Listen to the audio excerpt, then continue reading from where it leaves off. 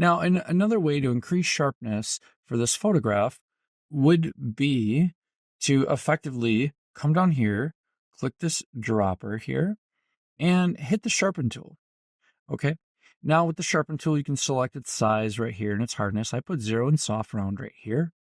And what I like to do is the outline of the body, the stuff that is sticking out, I like to sharpen this. Now, as you can see, the Sharpen tool is 29% up here. You can adjust that right here.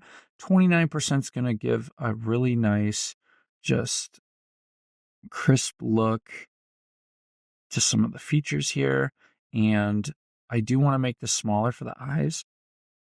As you can see, I'm making it smaller, and once you double back, it does stack. So just understand that every time you use this and you double back, it's 29 plus 29, effectively what I think like 58 or something percent.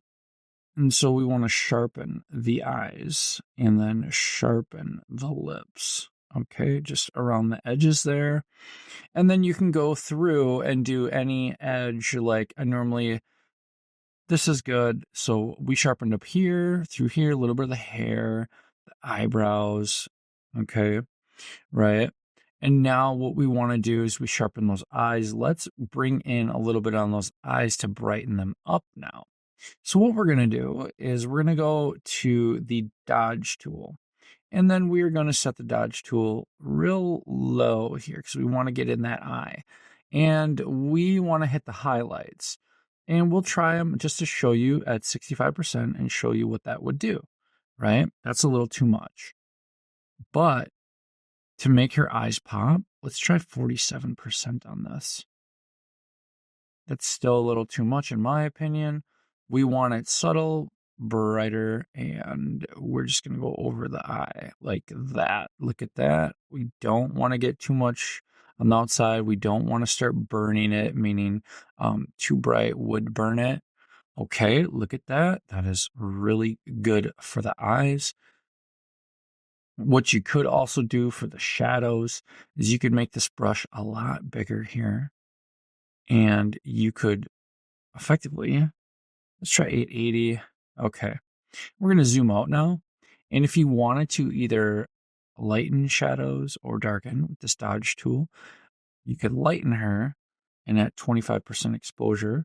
Let me just show you. Let me turn it up and show you what that would do. It would kind of brighten her face up, or you could like touch it in too. And Control Z, add it to undo. However, that also works for midtones. Look at that, right? Or if you just wanted to put one right there because the light's kind of hitting in the center of her face. Or highlights. You wouldn't really want to highlight too much of the face like that.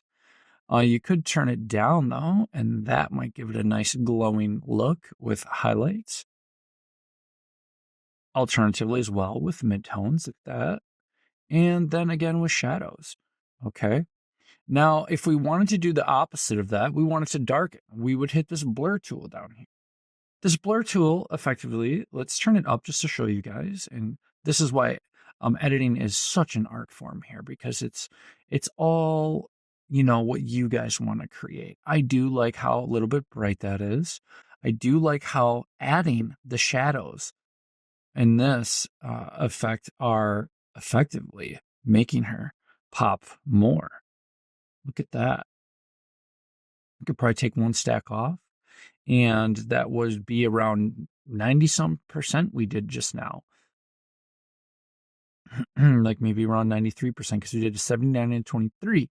We increased the exposure. Okay, so I love already what we've done with the skin. We've removed the moles. We have did the sharpening brush, the dodge tool, and the burn tool. And then we did just go through and show you shadows, midtones, and highlights for both.